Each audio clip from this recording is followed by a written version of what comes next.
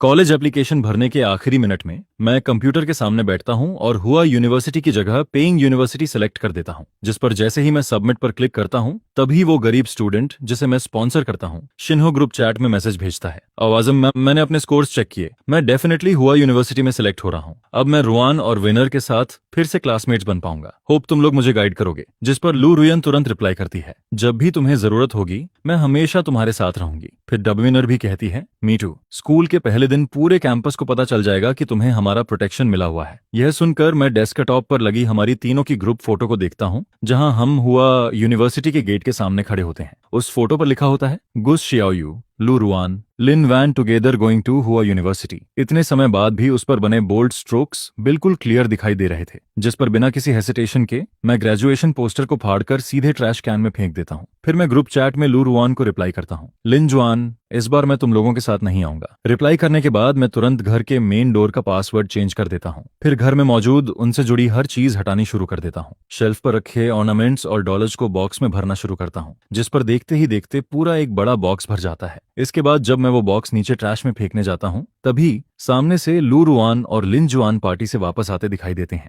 जिस पर उनकी नजर तुरंत ट्रैश कैन में पड़े उन ऑर्नामेंट्स पर चली जाती है। उन दोनों के चेहरे इंस्टेंटली बदल जाते हैं और वो जल्दी से मेरी तरफ भागते हैं। फिर लू रुआन मेरा हाथ कसकर पकड़ लेता है, तुम हमारे दिए हुए गिफ्ट्स क्यों फेंक रही हो? गू जियाओयू, ये सिर्फ छोटी सी बात है। अगर तुम नाराज भी हो तो क्या चीजें फेंकना जरूरी था? क्या तुम्हें इतना दूर जाने की जरूरत थी? जिस पर मैं अंदर ही अंदर सोचता हूँ कि मैंने सिर्फ उनकी चीजें फेंकी हैं और ये लोग अभी से टूटने लगे हैं। अगर इन्हें पता चल गया कि मैंने सीक्रेटली अपनी कॉलेज एप्लीकेशन ही बदल दी है सिर्फ इन्हें हमेशा के लिए छोड़ने के लिए, तब तो ये सच में पागल हो जाएंगे। फिर मैं शांत आवाज में कहता हूँ, मैं नाराज नहीं हूँ, बस ये सारी चीजें मोल्दी हो गई थी इसलिए फेंक रही हूँ। जिस पर वो दोनों थोड़ा रुक जाते हैं, तुम सच में नाराज नहीं हो? नहीं, वैसे भी फ्यूचर में हमारा कोई कनेक्शन नहीं रहेगा, फिर मैं क्यों नाराज होंगी? यह सुनकर लिनुआन तुरंत राहत की सांस लेती है। वहीं लू रुआन का टेंस एक्सप्रेशन भी थोड़ा रिलैक्स हो जाता है। अगर चीजें खराब हो गई थीं तो फेंक देना सही है, बाद में हम तुम्हें नई चीजें खरीद देंगे। जिस पर मैं कुछ नहीं कहता, बस हल्का सा हम करके मुड़ जाता हूँ और बिना इमोशन दिखाए वहां से चला जाता हूँ। लेकिन मेरी बैग को देखते हुए भी लिनुआन नोटिस कर लेती है कि कुछ तो गलत है। उसे साफ समझ आ जाता है कि मैं कुछ और बोल रही हूँ और कुछ और मतलब निकाल रही हूँ, जिस पर वो इरिटेट होकर अपने बालों में हाथ फेरती है और लू रिन की तरफ हेल्पलेस नजरों से देखती है। क्या हमें जाकर उसे मनाना चाहिए? फिर लिन वैन एक कदम आगे बढ़ाती है,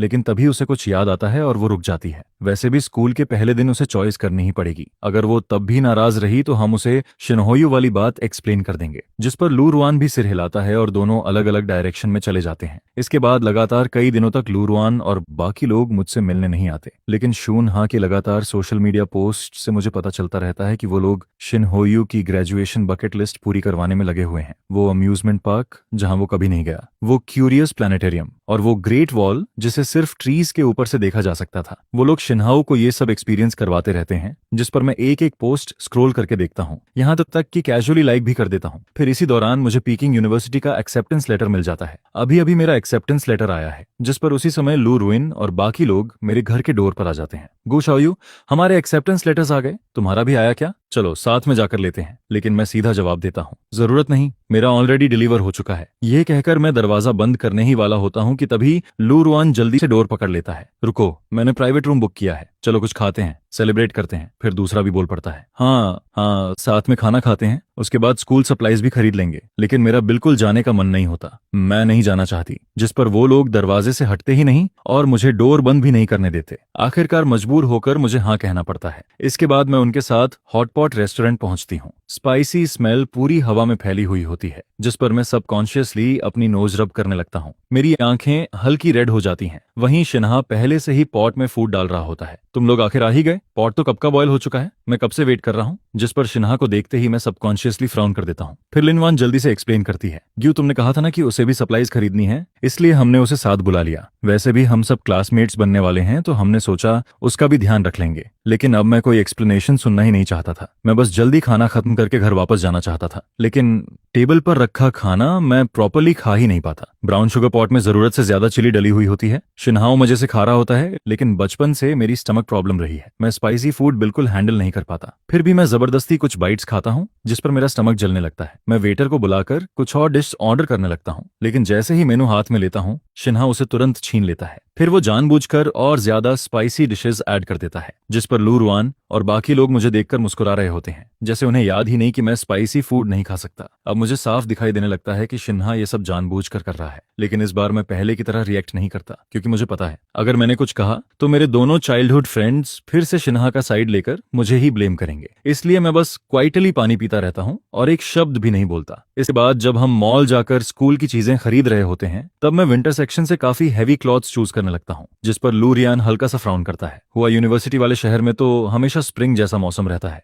तुम्हें ये हैवी क्लोथ्स खरीदने की जरूरत नहीं है। लेकिन मैं कैजुअली जवाब देता हूँ, मुझे पता है ये क्लोथ्स ट्रैवल के लिए अच्छे लग रहे हैं, मैं पहन लूंगा। यह सुनकर लू रियान के लिप्स हल्के से मूव करते हैं, जैसे वो कुछ कहना चाहता हो, लेकिन आखिर में वो कुछ नहीं बोलता। फिर वापस आते वक्त कार में शिन्हा काफी देर हेजिटेट करने के बाद धीरे से वनर और लू रुआन की स्लीव्स पकड़ता है। क्या मैं वापस वहां ना जाऊं? जिस स्लम एरिया में मैं रहता हूं वहां हाल ही में काफी अनसेफ माहौल हो गया है। हर बार वापस जाते हुए डर लगता है। यह कहते वक्त उसकी आंखों में प्लीडिंग लुक दिखाई देता है, जिस पर लिनुआन तुरंत बोल पड़ती है, ऑन ऑफ कोर्स तुम मेरे घर रह सकते हो, वहां बहुत सारे रूम्स हैं, जो चाहो चूज कर लो। फिर दूसरा भी कहता है, तुम कुछ दिन मेरे यहाँ भी रह सकते हो, वहां बहुत सेफ है। ये सुनकर शिन्हा इंस्टेंटली स्माइल करने लगता है। थैंक यू गाइज, तुम लोग मेरे लिए इतने अच्छे हो, मैं पहले कभी इतने बड़े घर में नहीं रहा। जिस पर वो सीक्रेटली मेरी तरफ ग्लांस करता है, लेकिन मैं कार विंडो से बाहर देखते हुए पूरी तरह इंडिफरेंट बना रहता हूँ। मेरी नजरें बस बाहर के सीनरी पर टिकी रहती हैं। शिन्हा कहाँ रहता है इससे मुझे अब कोई फर्क नहीं पड़ता। अगली सुबह मुझे मेरे पेरेंट्स का कॉल आता है, चाओयू क्या तुम श्योर हो कि तुम हुआ यूनिवर्सिटी नहीं जाना चाहती? वैसे पीकिंग यूनिवर्सिटी बेहतर है, लेकिन तुमने रुइन और डब्ल्यूनर के साथ सेम स्कूल जाने का प्रॉमिस किया था ना। वो दोनों बचपन से तुम्हारे बिना एक घंटा भी नहीं रह पाती। अगर उन्हें में पता चला कि तुम स्कूल चेंज कर रही हो तो वो पागल हो जाएंगी। जिस पर मैं बिना इमोशन के जवाब देता हूँ, वो उनकी प्रॉब्लम है, मेरा उससे कोई लेना देना नहीं। मैं पहले हुआ यूनिवर्सिटी सिर्फ प्रॉमिस की वजह से जाना चाहता था, लेकिन पीकिंग यूनिवर्सिटी में वो मेजर है जो मुझे ज्यादा पसंद है। ये मेरी जिंदगी है, मैं वही चूज करूंगा जो मुझे चाहिए। ये सुनकर मेरे पेरेंट्स मुझे फोर्स नहीं करते,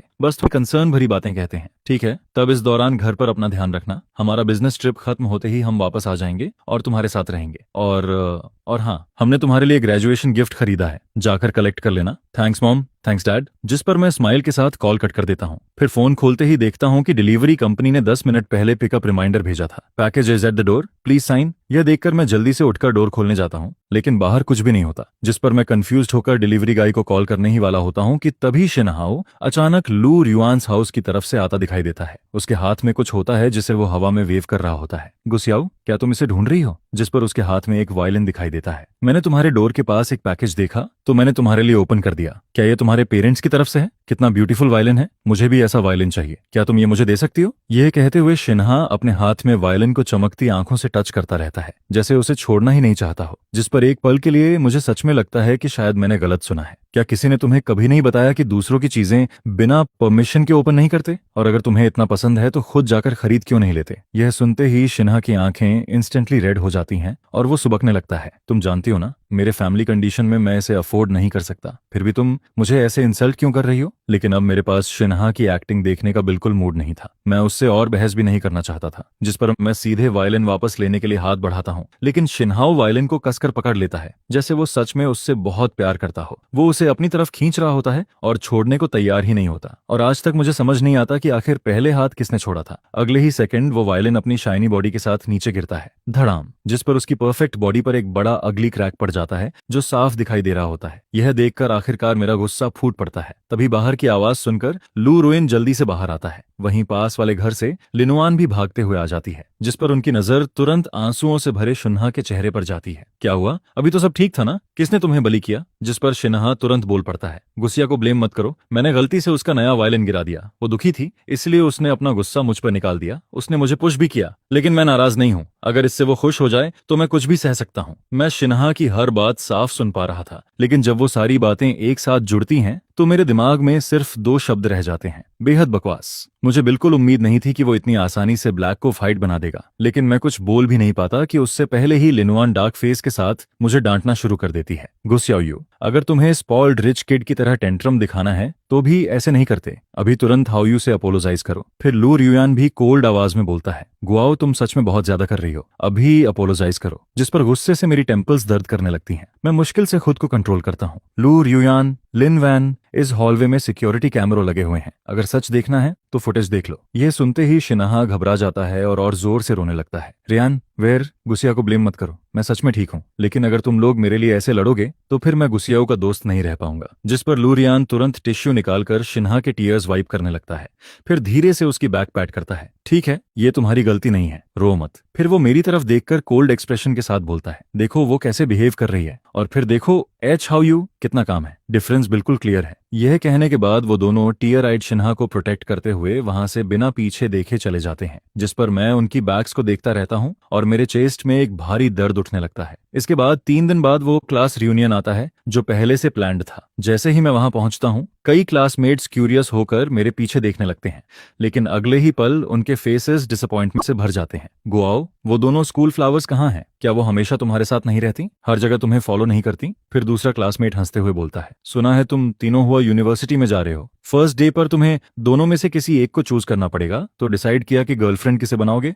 जिस पर कोई और हंसते हुए बोल पड़ता है, अरे गूस शियाओयू के पास अब कोई चॉइस बची भी है। लू रून और लिन वैन अब शिन्हा को ज्यादा पसंद करती हैं, फिर भी तुम लोग उससे पूछ रहे हो। यह सुनकर पूरा ग्रुप हंसने लगता है और मेरे रिएक्शन का इंतजार करने लगता है। उन्हें लगता है मैं गुस्सा करूंगा, लेकिन मैं एक शब्द भी नहीं बोलता, यहाँ तक कि उनकी तरफ देखता तक नहीं। जिस पर वो लोग समझ जाते हैं कि मैं उन्हें इग्नोर कर रहा हूँ, इसलिए और ज्यादा मॉक करने लगते हैं, लेकिन मैं फिर भी साइलेंट रहता हूँ। तभी अचानक प्राइवेट रूम का डोर खुलता है, जिस पर लू रियुयान और बाकी दोनों शिन्हा को प्रोटेक्ट करते हुए अंदर आते हैं। यह देखकर ग्रुप फिर मेरी तरफ देखकर हंसने लगता है। फिर क्लास प्रेसिडेंट जल्दी से माहौल संभालने की कोशिश करता है, सब लोग आ गए हैं तो चलो पार्टी शुरू करते हैं। इसके बाद पूरी पार्टी नॉइज और लाइवली बनी रहती है। वहीं लू रियुयान बड़े ध्यान से अपना कोट उतारकर शिन्हा के ऊपर डाल देता है। यहाँ बहुत ठंड है, प्रॉपर्ली कवर हो जाओ और कुछ फ्रूट्स खा लो। वो लोग पूरी तरह शिन्हाओं में बिजी रहते हैं, एक बार भी मेरी तरफ नहीं देखते, जिस पर मैं कॉर्नर में क्वाइटली बैठकर फ्रूट खाता रहता हूँ। मेरे चेहरे पर सिर्फ इंडिफरेंस दिखाई दे रहा होता है। फिर किसी ने सजेस्ट किया कि सब लोग ट्रूथ ऑन डेयर खेलेंगे। मेरा मन नहीं था, लेकिन सब लोग मुझे भी फोर्स करके गेम में शामिल कर लेते हैं। कुछ राउंड्स बाद में हार जाता हूँ। ऑलराइट, अब गुजियस अपनी सीक्रेट बताएगा, जिस पर मैं अंदर ही अंदर हल्का सा हंसता हूँ। मेरी नजर लियोंग और वाई पर जाती है और मैं कैजुअली बोलता हूँ, मेरा सीक्रेट ये है कि स्कूल के फर्स्ट डे पर मैं अपनी जिंदगी की 2 ऐसी चीजें फेंकने वाला हूँ जो बचपन से मेरे साथ थीं।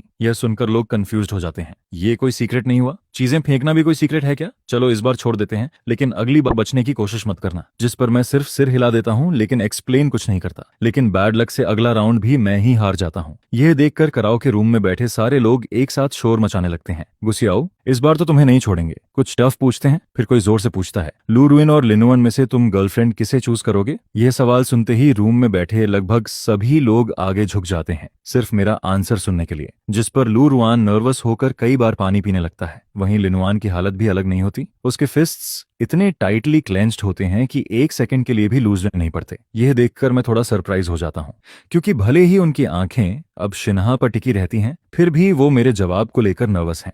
जिस पर मैं कोल्ड स्माइल के साथ बोलता हूँ, इन दोनों में से। लेकिन मैं सेंटेंस पूरा भी नहीं कर पाता कि तभी कोई शॉक में चिल्ला उठता है। सब लोग तुरंत पीछे मुड़कर देखते हैं। पता चलता है कि शिन्हा ने गलती से अपने ऊपर पानी गिरा लिया था, जिस पर उसका पूरा पैंट इंस्टेंटली भीग जाता है। यह देखकर दोनों लड़कियों के एक्सप्रेशंस बदल जाते हैं।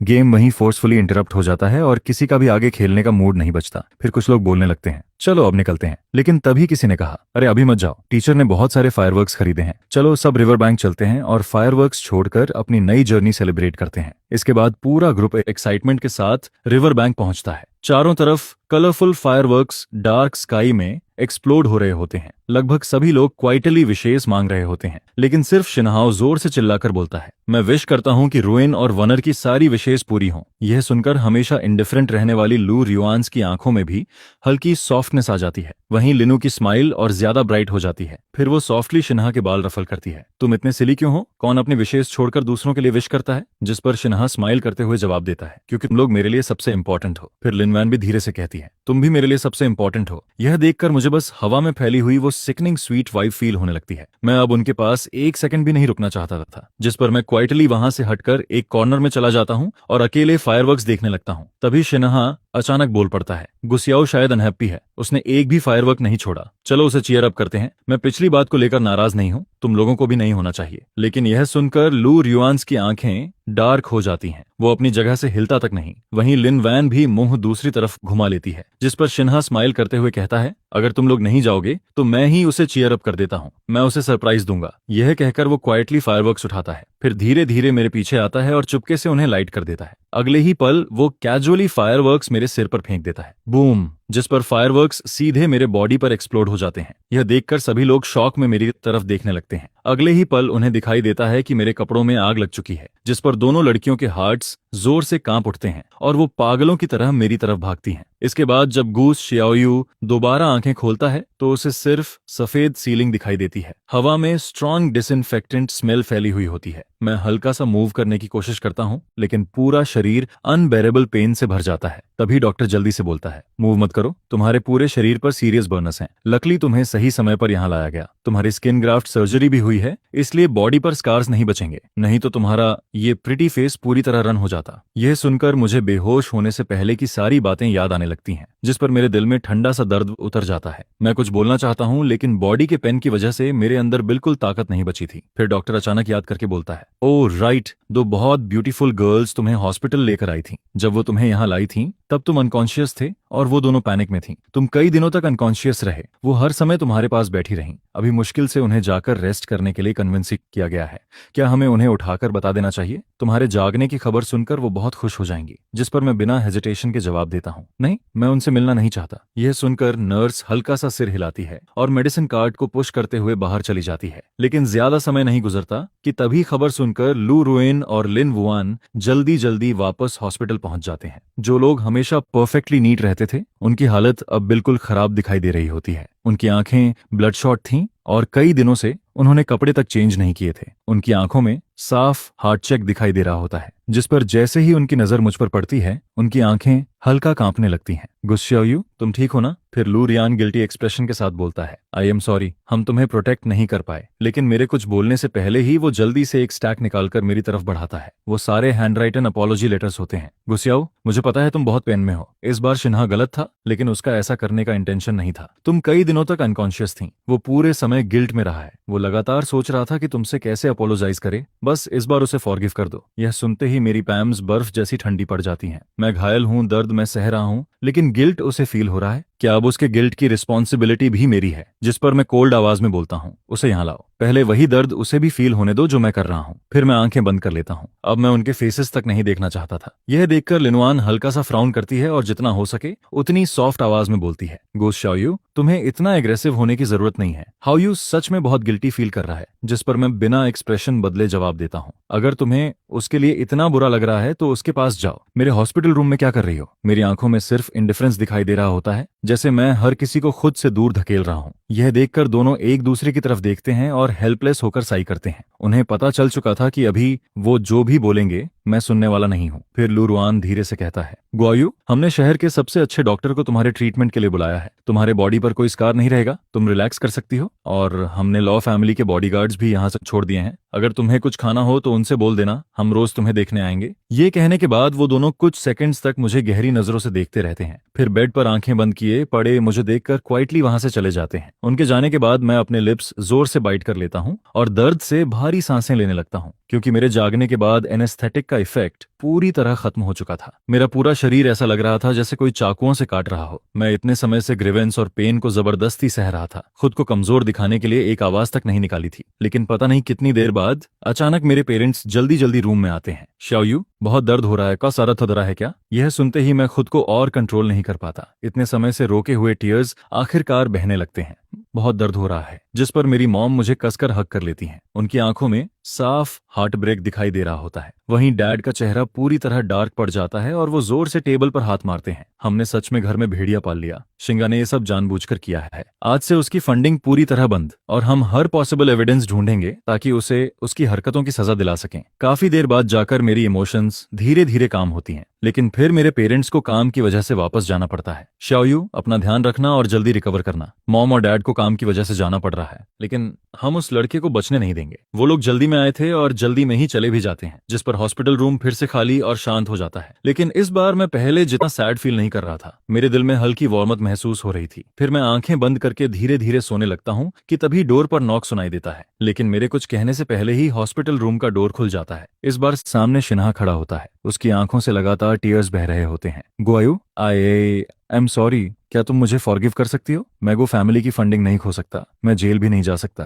मैं सरवाइव नहीं कर पाऊंगा। मैंने सच में ये जानबूझकर नहीं किया था, प्लीज मुझे फॉरगिव कर दो। वो लगातार काउंटलेस बार अपोलोजाइज करता रहता है, लेकिन उसकी किसी भी बात में मुझे सिंसेरिटी का एक टुकड़ा तक फील नहीं होता। अगर हमने उसकी फंडिंग बंद ना की होती, अगर हम उसके खिलाफ एक्शन ना ले रहे होते, तो क्या वो यहाँ अपोलोजाइज करने आता? जिस पर मुझे उसका जवाब पहले से पता था। मैं उसे देखना तक नहीं चाहता था, इसलिए मैं सीधा नर्स कॉल बटन दबा देता हूँ। नर्स, मैं इस आदमी को नहीं जानता, ये मेरे रेस्ट को डिस्टर्ब कर रहा है, प्लीज इसे बाहर निकाल दीजिए। ये सुनते ही नर्स तुरंत अंदर आती है और शिन्हा को बाहर ले जाने लगती है, जिस पर शिन्हा की आंखों में पैनिक चमक उठता है। वो स्टंबल करते हुए बाहर जाता है और फिर भी लगातार प्लीड करता रहता है। तभी पीछे से दो फेमिलियर आवाजें सुनाई देती हैं, उसे टच मत करो, जिस पर लू रून और लिनवान जल्दी से शिन्हा को संभाल लेते हैं। तुम ठीक हो? वो सिर हिलाकर प्रेटेंड करता है कि सब ठीक है, लेकिन उसकी रेड रिम्ड आईज सब कुछ बता रही होती हैं। मैं ठीक हूँ, बस गुआयो मुझे नहीं देखना चाहती, शायद मुझे चले जाना चाहिए। वो ऐसा बोलता जरूर है, लेकिन अपनी जगह से 1 इंच तक मूव नहीं करता। यह देखकर दोनों उसका हाथ पकड़ते हैं और सीधे हॉस्पिटल रूम में वापस घुसाते हैं। गुस्याओ, हाउ यू सच में खुद को ब्लेम कर रहा है। स्पॉन्सरशिप कैंसिल करना अलग बात है, लेकिन लीगल एक्शन लेना बहुत ज्यादा हो रहा है। इस बार बस उसे फॉरगिव कर दो। फिर शिन्हा भी तुरंत बोल पड़ता है, वर्नर, तुम्हें मेरे लिए बोलने की जरूरत नहीं। भले ही मेरा इंटेंशन ऐसा नहीं था, लेकिन अगर मेरी वजह से गोयू हर्ट ना होती तो उसे स्किन ग्राफ्ट्स की जरूरत नहीं पड़ती। उसने बहुत पेन सहा है, मुझे पता है वो मुझे आसानी से फॉरगिव नहीं करेगी।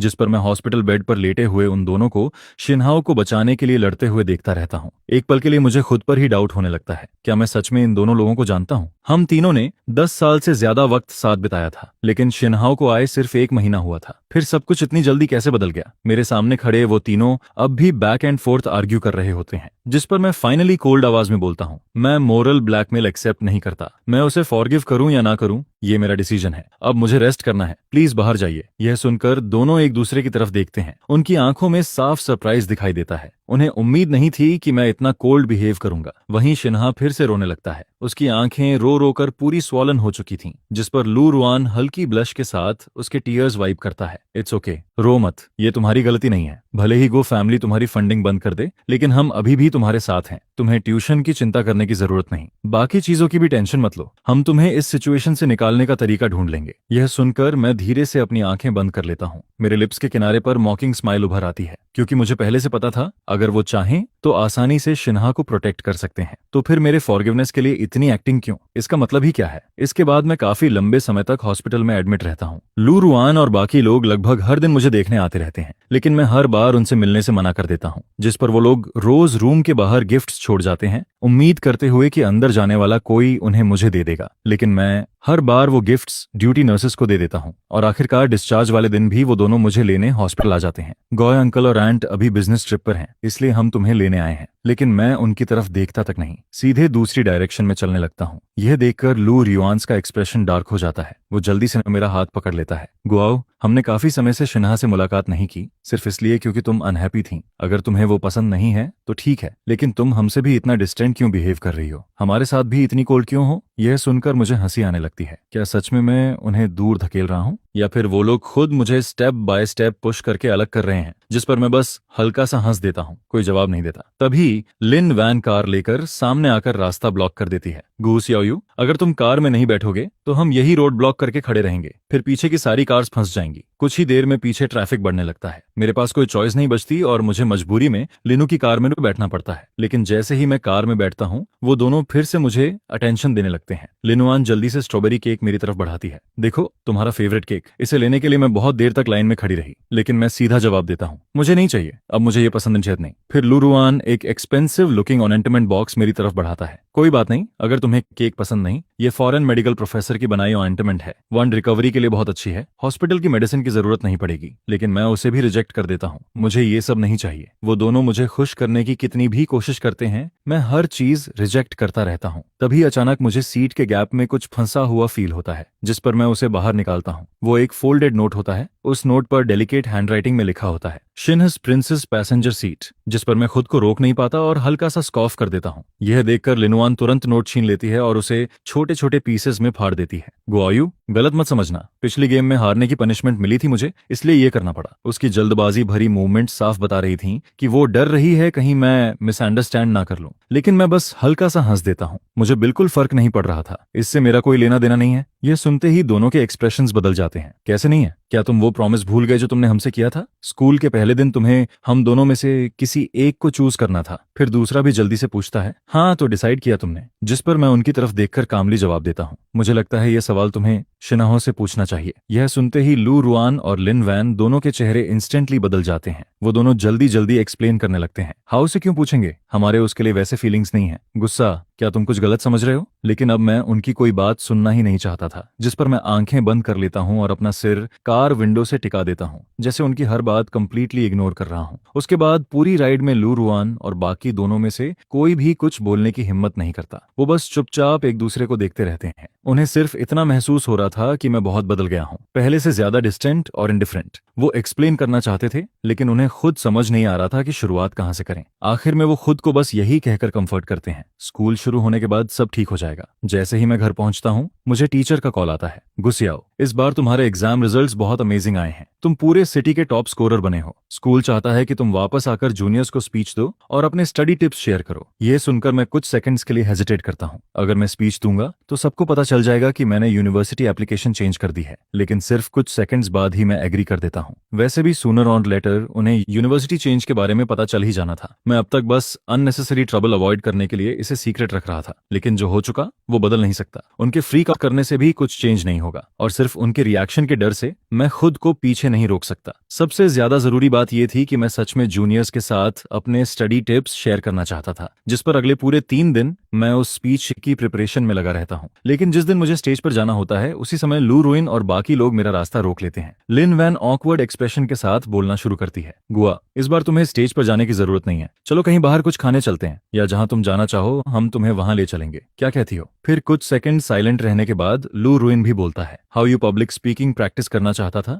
इसलिए मैंने डैड से बात करके उसे ये स्पीकिंग अपॉर्चुनिटी दिला दी। लुफू फैमिली ने स्कूल की कुछ बिल्डिंग्स में इन्वेस्टमेंट किया हुआ है, इसलिए स्पीकर को लास्ट मोमेंट में चेंज करना उनके लिए बड़ी बात नहीं थी। ये सुनते ही स्टेज से शिन्हा की क्लियर आवाज सुनाई देती है, जिस पर मैं ऊपर देखता हूं और स्टेज पर खड़े शिन्होयू को देखता हूं, जो मुझे ही देख रहा होता है। वहीं लू रुआन और बाकी लोग अंदर ही अंदर नर्वस होने लगते हैं। वो लोग बस मेरे एंग्री होने का इंतजार कर रहे थे, लेकिन काफी देर तक वेट करने के बाद भी मेरे चेहरे पर कोई एंगर नहीं आता। मैंने रिएक्ट तक नहीं किया। उन्होंने मुझे संभालने के लिए जितनी काउंटर मेजर्स सोची थी, उनमें से एक भी काम नहीं आई, क्योंकि उनकी हर प्रिपरेशन बेकार हो चुकी थी। जिस पर मैं बस हल्का सा हंसता हूँ, बिना कुछ बोले मुड़ता हूँ और वहां से चला जाता हूँ। क्या अफसोस की बात है लू रुइन, लिन वैन, तुम लोगों ने ट्रुथ जानने का अपना आखिरी चांस भी खो दिया। इसके बाद आखिरकार स्कूल का पहला दिन आ जाता है। मेरे पेरेंट्स स्पेशली वापस आते हैं। शायू, तुम्हारा लगेज तैयार है ना? पेइंग यूनिवर्सिटी बीजिंग से इतनी दूर है, जो भी जरूरत की चीजें हों सब साथ ले जाना। फिर मॉम और डैड बार बार लगेज चेक करने लगते हैं। हम तुम्हें एयरपोर्ट छोड़ने चलेंगे, तुम इतनी दूर अकेले जा रहे हो, डैड को टेंशन हो रही है। जिस पर मैं स्माइल करते हुए जवाब देता हूँ, जरूरत नहीं, मैं अब बड़ा हो चुका हूँ। मॉम, डैड,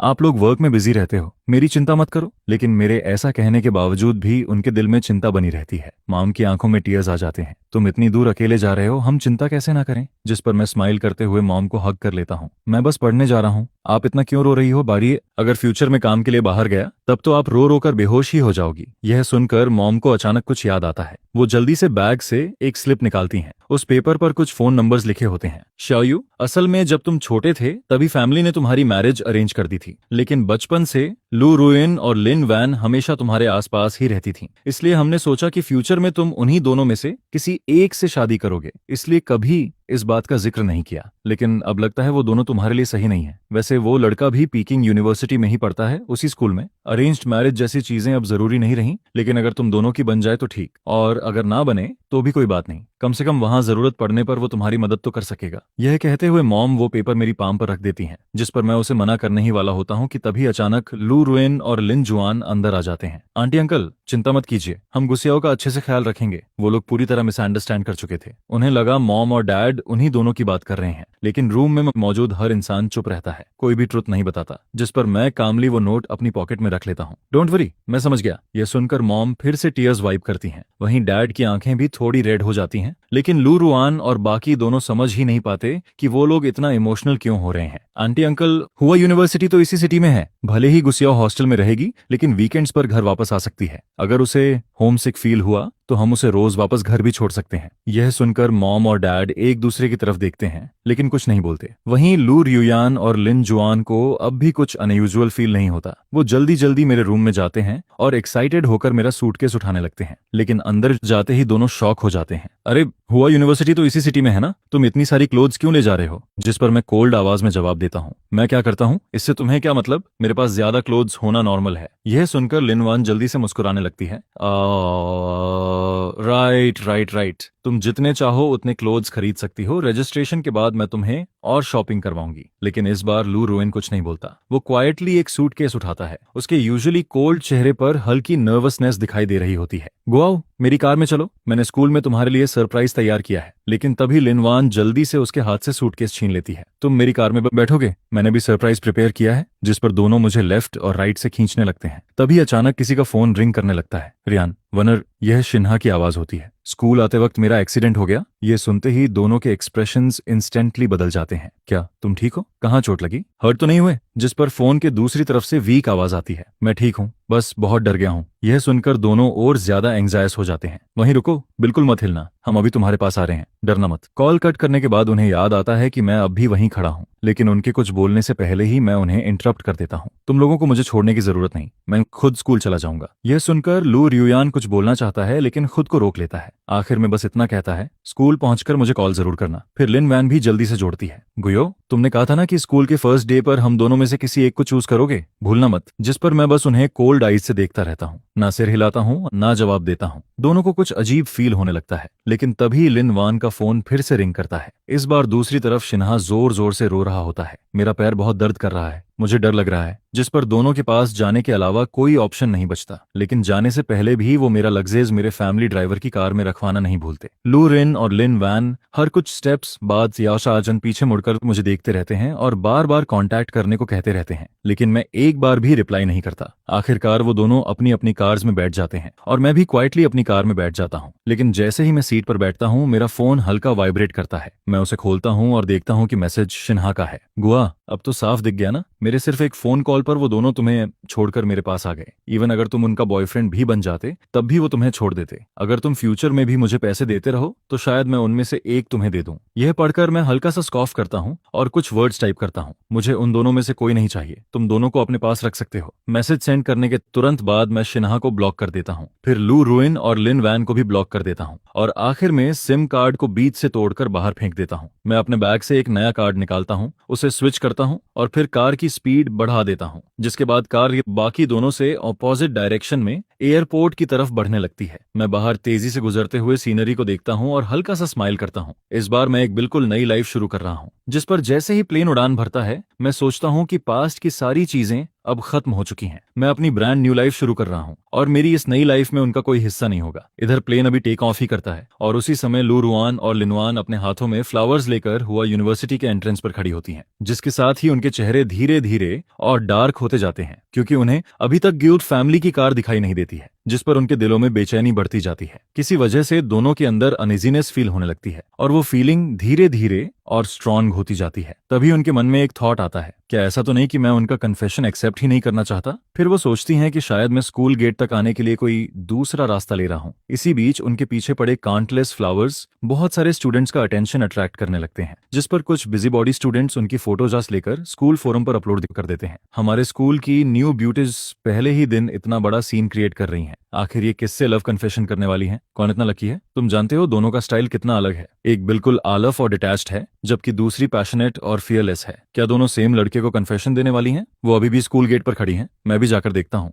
जिस पर इस फोरम पोस्ट को देखने के बाद काउंटलेस लोग वहां देखने के लिए आने लगते हैं। धीरे धीरे वहां क्राउड और ज्यादा बढ़ने लगता है। आसपास खड़े लोग आपस में विस्पर करने लगते हैं। हर कोई यही जानना चाहता है कि आखिर कौन इतना लकी है जिसे दो इतनी गॉर्जियस गर्ल्स कन्फेशन देने वाली हैं। इधर लू रुआन बार बार एंग्जायस होकर अपने फोन को देखती है और रिपीटेडली मेरा नंबर डायल करती रहती है। उसने शायद काउंटलेस बार कॉल किया था, लेकिन मैं उसका कोई भी कॉल कॉल रिसीव नहीं करता हूँ, जिस पर लिनवान का चेहरा ठंडर जैसा डार्क हो जाता है। वो अपना फोन कसकर पकड़ती है और कहती है, उसने मुझे ब्लॉक कर दिया, मैं उससे किसी भी तरह कांटेक्ट नहीं कर पा रही हूँ। यह सुनकर लिनवान लगभग अपना फोन क्रश करने लगती है। वहीं लूरुआन की आंखों में कोल्डनेस चमकती है, जो उसकी फ्रस्ट्रेशन दिखाती है। उन्होंने अपनी लाइफ में कभी ऐसा एक्सपीरियंस नहीं किया था। फिर उनके मन में आता है कि शायद मेरे साथ कुछ हुआ है, जिसके बाद फ्लावर्स, डायमंड रिंग और बाकी गिफ्ट्स को वो केयरलेस तरीके से साइड में फेंक देती हैं। लू रुआन बिना सेकंड थॉट के तुरंत घर की तरफ भागती है। वहीं लिनवान भी पूरे स्कूल में मुझे डेस्परेटली ढूंढने लगती है। इसके बाद वो फैमिली के डोर पर फिर से नॉक होता है। इस बार काफी देर बाद कोई डोर खोलता है। क्या मैं आपकी मदद कर सकता हूँ? हाउसकीपर को देखकर लू रुआन कुछ पल के लिए स्पीचलेस हो जाती है। फिर वो फ्राउन करते हुए पूछती है, क्या गु शाओयू अभी घर पर है? जिस पर वो अंदर की तरफ ग्लांस करती है, लेकिन घर में ना मेरा लग्जरी होता है और ना ही मैं।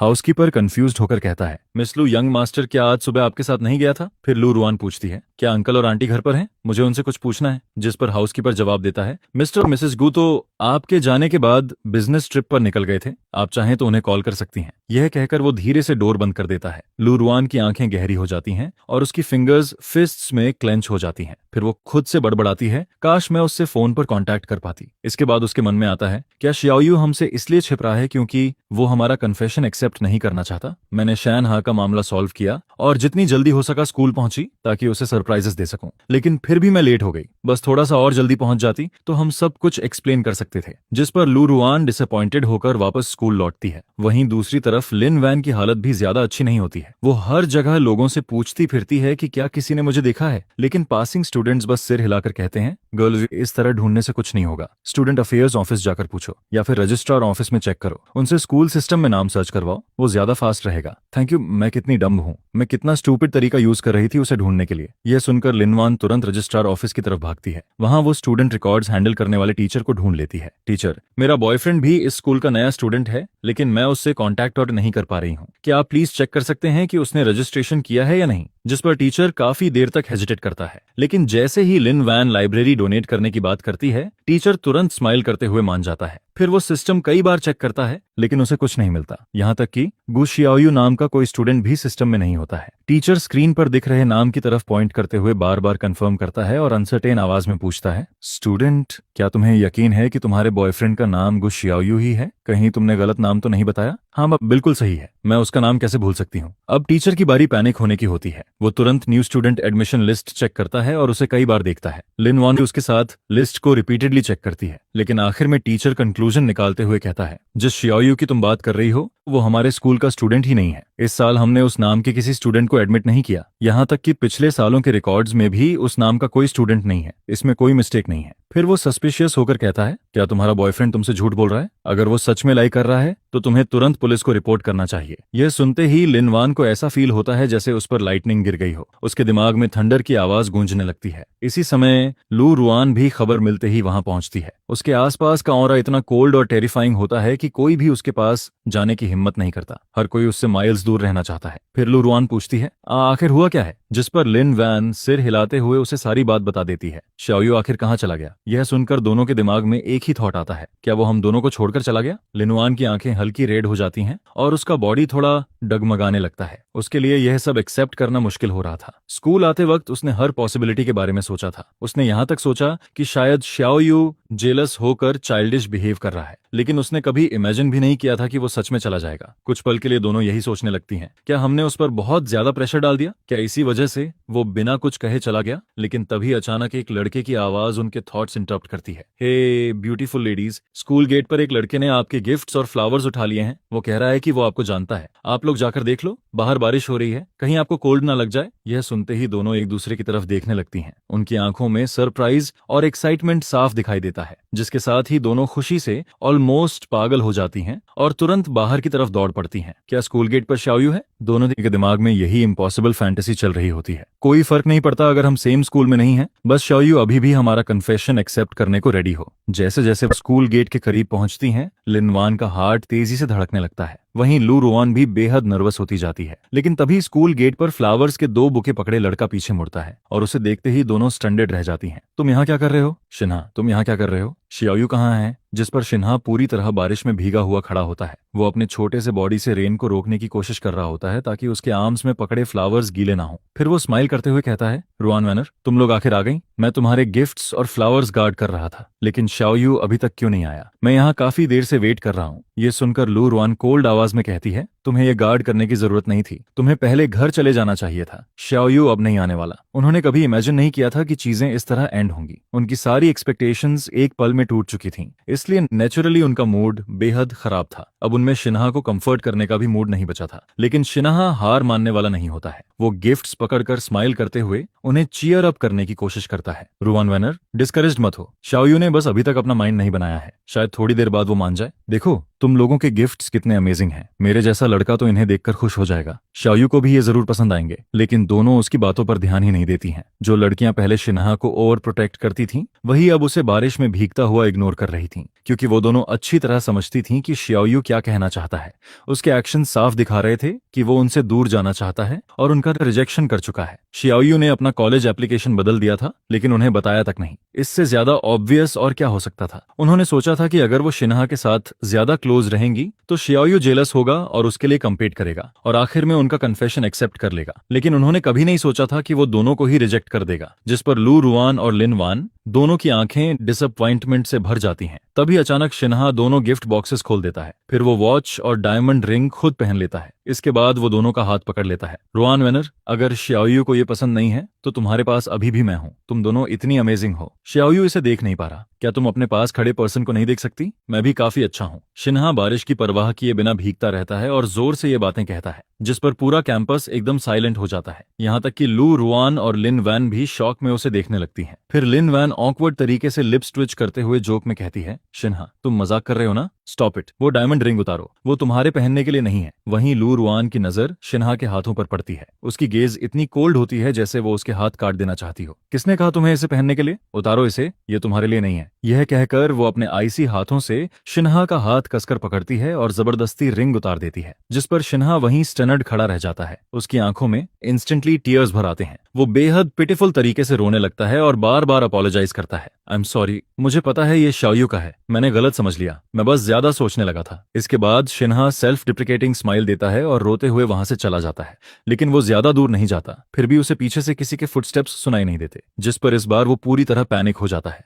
उसे हमेशा लगता था कि दोनों पूरी तरह उसके कंट्रोल में हैं, कि वो उससे इतना प्यार करती हैं कि खुद को रोक नहीं सकती। लेकिन अब सब कुछ ऐसा क्यों हो रहा था? शाओयू तो उन्हें छोड़कर चला गया, कन्फेशन तक रिजेक्ट कर दिया, फिर भी वो दोनों उसी से इतना प्यार क्यों करती हैं? शिन्हा अकेला सिक्लूडेड लेक के पास खड़ा रह जाता है और कुछ देर के लिए खो जाता है। आज स्कूल का उसका पहला दिन था। वो गलती से रॉन्ग रास्ते पर चला गया था और अब वापस जाने का रास्ता भूल चुका था, जिस पर वो गुस्से में पास के ट्री को किक मारता है। क्या रास्ते भी मेरे लिए मुश्किलें क्रिएट करेंगे? लेकिन रेन की वजह से रास्ता स्लिपरी होता है और तभी उसका बैलेंस बिगड़ जाता है, जिसके बाद वो जोर से फिसलकर स्प्लिट्स कर बैठता है। उसकी केयरफुली प्रिपेयर्ड इमेज पूरी तरह रूइन हो जाती है, जिस पर शिन्हा गुस्से से ऑलमोस्ट रोने लगता है। वो जमीन पर पड़े हुए दर्द से ग्रिमेस करता है और काफी देर बाद मुश्किल से उठ पाता है। अब उसके दिल में रिजेंटमेंट भर चुका होता है। सब लोग शाओयू को इतना क्यों पसंद करते हैं? इतना सब होने के बाद भी वो लोग उसी से प्यार करते हैं। Family background, status, money, loving parents, यहाँ तक कि मेरी अपनी सिस्टर भी जो मेरे साथ बड़ी हुई, उसके पास सब कुछ है। क्या वो मुझे थोड़ा सा भी नहीं दे सकती?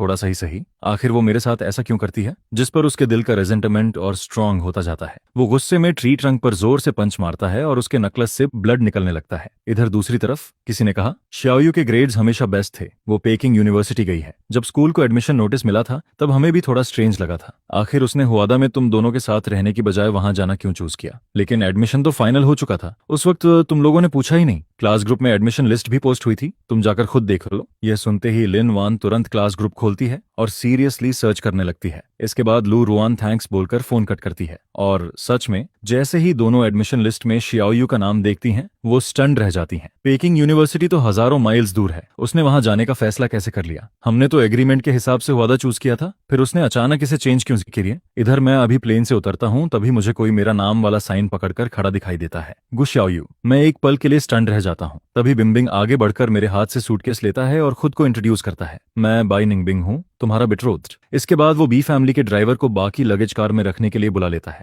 मैं बस ब्लैंक एक्सप्रेशन के साथ उसे मुझे ले जाने देता हूँ। जब तक मैं बीजिंग की कूल क्लाइमेट फील करता हूँ तब तक मुझे थोड़ा सबकॉन्शियस शिवर होने लगता है। उधर दूसरी तरफ लू रुआन और बाकी लोग केयरफुली फैमिली एयरलूम वापस बॉक्स में रख देते हैं, क्योंकि उन्होंने कभी शिन्हा को एक्सेप्ट करने का सोचा ही नहीं था। असल में वो बस उसे एक टूल की तरह यूज कर रहे थे ताकि शाओयू जेलस हो जाए। लेकिन अब शाओयू यहाँ नहीं था, इसलिए उसके साथ अच्छा बिहेव करने की भी कोई जरूरत नहीं बची थी। और सबसे बड़ी बात, शाओयू ने उनमें से किसी को चूज भी नहीं किया था। जिस पर लू रुआन लिन वान की तरफ देखती है और उसकी आंखों में डिससैटिस्फैक्शन दिखाई देता है। अगर हमने उस टाइम वो स्टूपिड प्रॉमिस ना किया होता तो शायद आज तक शाओयू हमारा हो चुका होता। कम से कम आज हम ऐसे हेल्पलेस तो नहीं होते। हमें तो ये तक नहीं पता कि शाओयू कहाँ जा गया है। हमारे पास उसे ढूंढने का भी कोई तरीका नहीं है। इसके बाद दोनों के बीच एंडलेस साइलेंस छा जाता है। तभी अचानक लू रुआन बोलती है, हमारी हाई स्कूल होमरूम टीचर को जरूर पता होगा कि शाओयू कहाँ गया है। लिन वैन तुरंत जवाब देती है, हाँ टीचर लॉ हमारी होमरूम टीचर थी, उन्हें जरूर पता होगा कि शाओयू किस यूनिवर्सिटी में गया है। जिस पर दोनों जल्दी से एक फोन नंबर डायल करती हैं। हेलो टीचर लॉ,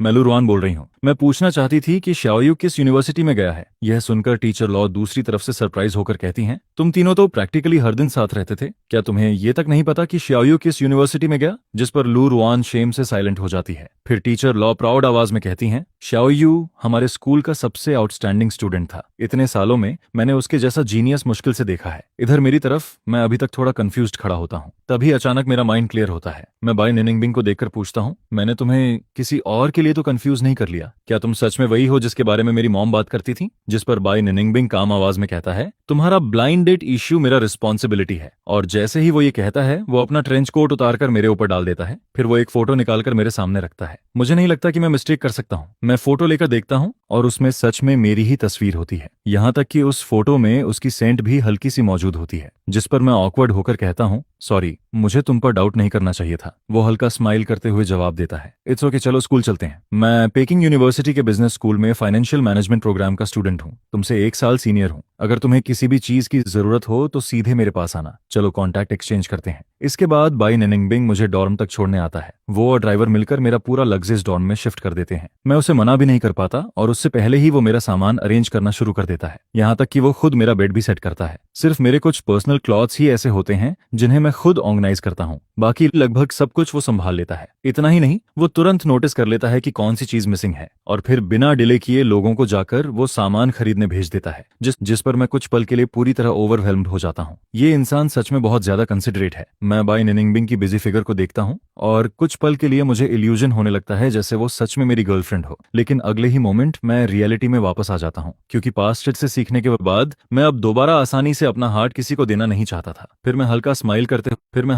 करते हुए कहता हूँ, निनिंगबिंग आज के लिए थैंक्स, किसी दिन मैं तुम्हें मील ट्रीट दूंगा। इसके बाद मैं बेड पर लेटते ही गहरी नींद में सो जाता हूँ। लेकिन दूसरी तरफ उस बड़े से प्लेस में ना लू रुआन सो पाती है और ना ही लिन वैन। गो शियाओयू के चले जाने के बाद वो जगह जैसे अपनी सारी चार्म खो चुकी होती है। जिस पर लू रुआन सारे क्लास एक्टिविटीज रिजेक्ट कर देती है। यहाँ तक कि वो अपकमिंग मिलिट्री ट्रेनिंग से बचने के लिए भी कनेक्शंस यूज करने लगती है। फिर वो बालकनी पर खड़ी होकर लुफ्फू को कॉल करती है, हे डैड, मैं पेकिंग यूनिवर्सिटी ट्रांसफर होना चाहती हूँ। ये सुनते ही दूसरी तरफ काफी देर साइलेंस छा जाता है। फिर अचानक एंग्री आवाज गूंजती है, लू रुआन, क्या तुम्हारा दिमाग खराब हो गया? कॉलेज हाई स्कूल नहीं होता। तुम जहां चाहो वहां नहीं जा सकती। मैं इसकी परमिशन नहीं दूंगा। तुम अच्छी तरह जानती हो कि लॉ फैमिली के स्टेटस के साथ तुम्हें हर चीज सोच समझकर करनी पड़ती है। स्कूल ट्रांसफर जैसी बात दोबारा मत कहना। जब तक तुम ड्रॉप आउट होकर फिर से कॉलेज एंट्रेंस एग्जाम ना दो, ये इम्पॉसिबल है। जैसे ही उसकी बात खत्म होती है, बीप बीप की आवाज आती है और कॉल कट जाता है। लेकिन लू रुआन पहले से जानती थी कि रिजल्ट यही होगा, इसलिए वो बिल्कुल डिसअपॉइंटेड नहीं होती, क्योंकि ये कॉल परमिशन लेने के लिए नहीं था, ये सिर्फ नोटिफिकेशन था। उसी समय लिन वैन के साथ भी ऑलमोस्ट सेम चीज हो रही होती है। क्या तुम खुद को छोटा बच्चा समझती हो?